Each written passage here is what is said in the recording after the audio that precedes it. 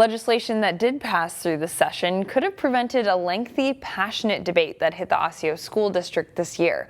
The disagreement stemmed over whether to ban a book, and the decision divided some parents and the Osseo School Board.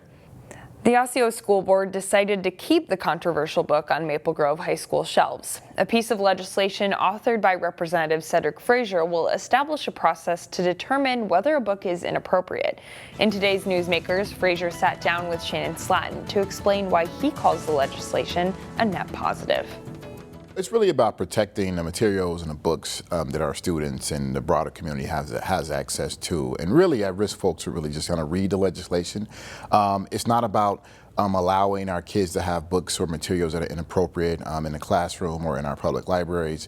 It's really about putting a process in place. So every school district will have to have a policy in place on how we evaluate and determine which type of materials and books that we have in our school districts and in our public libraries. And if we decide that those books are inappropriate, they can take the action they need to remove those materials or put them in places where folks that will be able to get to them where it is appropriate for them. All right, so it's not like everything gets through, it's just that there's a metric almost now. That's correct. There's a process, there's procedures in place. We have not taken away the ability of parents to come in and say, hey, I think these materials or this curriculum is inappropriate for my kid. I'd like the district to review it and take a look at it.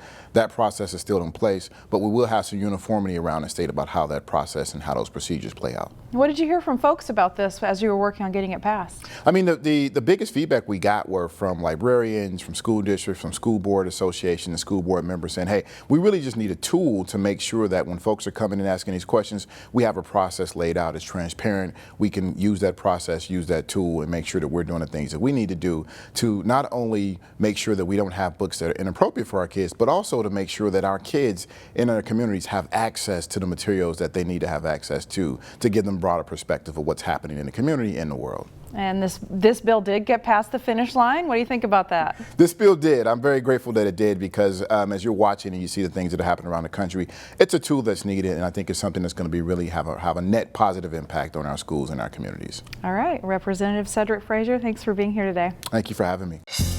Find more local news stories at ccxmedia.org and follow us on social media.